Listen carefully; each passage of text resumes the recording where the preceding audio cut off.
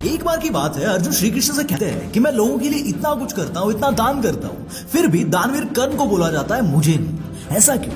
अब कृष्ण इस बात पर मुस्कुरा जाते हैं और अर्जुन को बोलते हैं कि चलो मेरे साथ। और वो अर्जुन को दूर एक जगह पर लेकर जाते हैं जहाँ एक बहुत बड़ा पहाड़ होता है। और कृष्ण भगवान जैसे ही उस पहाड़ को हाथ लगाते हैं, वो पूरा का पूरा पहाड़ सोने का बन जाता है। अब ये पहाड़ वो अर्जुन को दे देते हैं और बोलते कि इस पहाड़ को तुम लोगों के बीच में बांट दो, इसमें जितना भी सोना है लोगों को दे दो। अब अर्जुन आसपास के गांवों में घोषणा करवा देते हैं कि मैं अर्जुन आप सभी लोगों के बीच में सोना बांटने वाला हूँ, आपकी सारी जरूरतें मैं पूरी करने वाला हूँ, तो आइए और सोना लेकर जाइए। अब अर्जुन सुबह से लेकर शाम तक हर दिन लोगों में सोना बांटना शुरू कर देते हैं। ऐसे करते करते 3 दिन हो जाते हैं। कोई बंदा अगर कुछ परेशानी लेकर आता है तो अर्जुन 2 गुना 3 गुना सोना उसे देते हैं। पर इसके बावजूद भी लाइन खत्म होने का नाम नहीं ले रही थी, क्योंकि सोना बट रहा था। दूर दूर के अलग अलग गांव से लोग आ रहे थे और हर दिन ये लोग बढ़ते ही जा रहे थे। एक वक्त के बाद अर्जुन थक कर श्री कृष्ण के पास आए और बोले कि भगवान, लोग तो खत्म ही नहीं हो रहे और इसमें बहुत ज्यादा टाइम भी जा रहा है और मैं भी अभी थक चुका हूँ। इस पर श्री कृष्ण मुस्कुराते हैं और वो बोलते हैं कि अब तू रुक जा।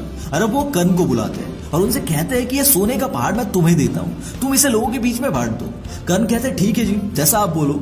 अब दानवीर कर्ण वहां पर खड़े हो जाते हैं और लोगों के बीच में एक घोषणा करते हैं कि ये जो पूरा सोने का पहाड़ है ये मैं आप लोगों को दान देता हूँ। और इतना कहकर कर्ण वहां से चले जाते हैं। अब श्री कृष्ण अर्जुन से बोलते हैं कि जब तुम सोना दे रहे थे तब तुम कौन होते हो ये डिसाइड करने वाले कि किसे कितना सोना देना है, जबकि ये सोना तुम्हारा था भी नहीं। तुम लोगों में सोना बांट रहे थे खुद की वाहवाही सुनने के लिए, और जब कर्ण आया तब उन्होंने बस एक अनाउंसमेंट की और वो चलते बने।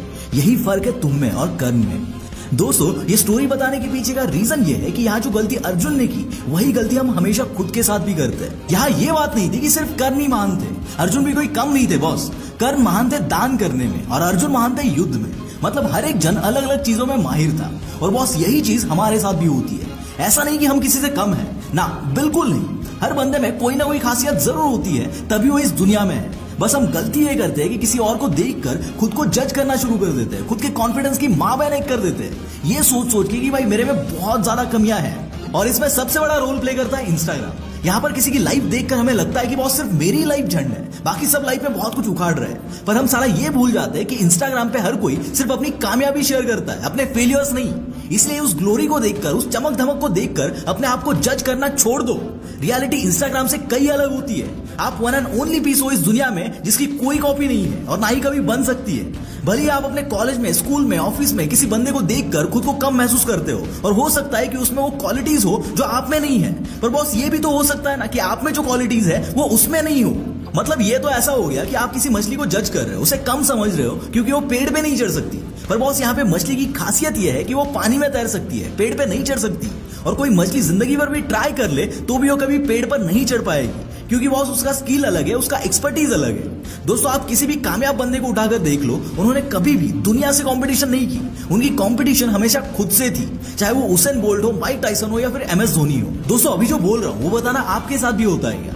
किसी आसपास के बंदे से अगर आप अपने आप को कंपेयर करते हो तो यहाँ आपकी अंदर से फटती है। अगर वो सक्सेसफुल है, आपसे ज्यादा कामयाब है, जो बाय डिफॉल्ट हमारा सेल्फ मोटिवेशन, हमारा सेल्फ कॉन्फिडेंस सब खत्म कर देता है। हम खुद पे डाउट करने लगते हैं, खुद को बहुत कमजोर महसूस करते हैं। बहुत कम लोग होते हैं जो दूसरों की कामयाबी को एज अ मोटिवेशन लेते हैं और उनके जैसा बनने की कोशिश करते हैं, बट 99% लोग डिमोटिवेट हो जाते हैं। बॉस, आप कितने भी कामयाब हो जाओ और दुनिया में कहीं भी जाओ, वहां कोई ना कोई तो ऐसा जरूर होगा जो आपसे ज्यादा काबिल, आपसे ज्यादा कामयाब है। इसलिए अगर कंपैरिजन करते फिरोगे ना तो लाइफ में कभी भी सेटिस्फाइड नहीं रहोगे। और फिर भी अगर कंपैरिजन करने की खुजली है ना तो बॉस, तेरे कल के साथ तेरे आज को कंपेयर कर, तेरे पिछले साल को तेरे इस साल से कंपेयर कर। तू 2021 में जैसा था 2022 में उससे बेटर करने की कोशिश कर, क्योंकि सिर्फ यही कंपैरिजन तुझे ऊपर लेकर जाएगा, बाकी नीचे डुबाएगा। Till then, bye bye.